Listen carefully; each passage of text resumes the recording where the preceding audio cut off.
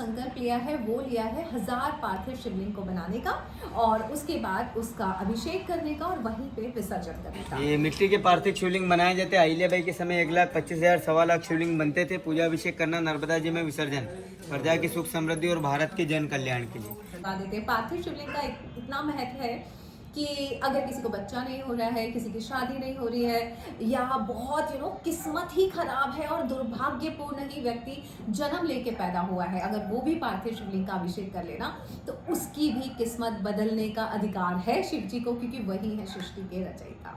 अरे 2026 में क्या 2025 की सारी जिम्मेदारियां पूरी हो गई अभी तुम्हारी?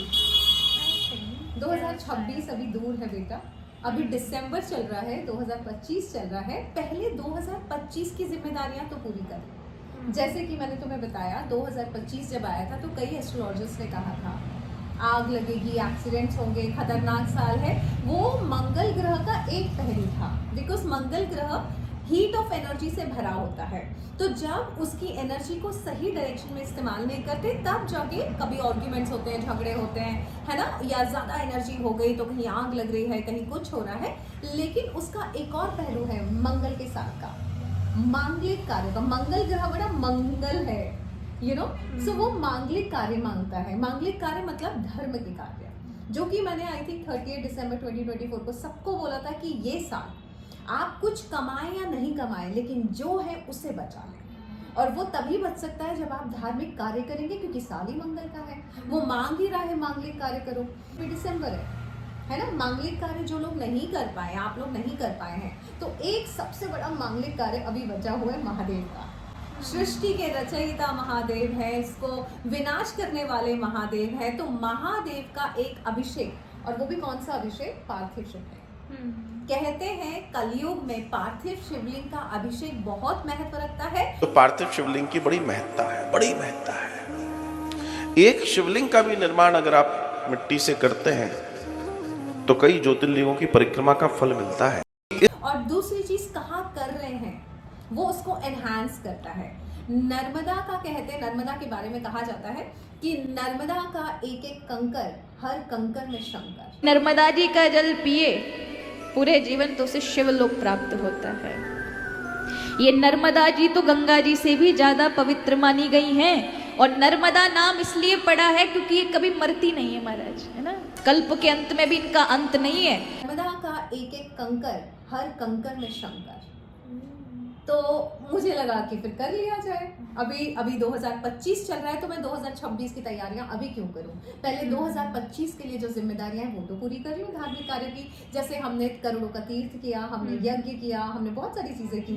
सो एक और अश्वमेध यज्ञ का फल देने वाला पार्थिव शिवलिंग का अभिषेक 30 दिसंबर को पहले वो कर लेते हैं अच्छे से, फिर 31 दिसंबर को अच्छे से अगले साल का सृजन कर लेंगे।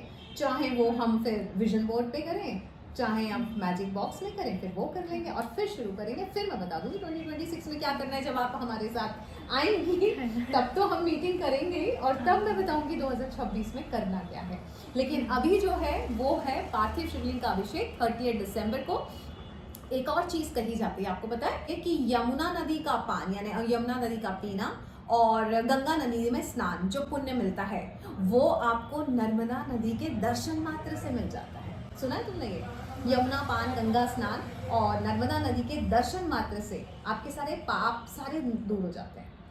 अब है तो सही मध्य प्रदेश में नर्मदा, और मैं मध्य प्रदेश की हूँ तो मैं क्यों ना जाऊँ। ऐसा नहीं है कि मैंने कोई गलती करी है, लेकिन अगर गलती हो गई हो तो एक बार माफी मांग लें, है ना। हमको कई बार नहीं पता होता है हमसे क्या गलतियां हो रही, हम कई बार जाने अनजाने में किसी का दिल दुखा देते हैं, गलत बोल देते हैं, चलते समय चींटी मार दी, हवन करते समय, बहुत सारे ऐसे छोटे छोटे तो पाप हर किसी से हो जाते हैं।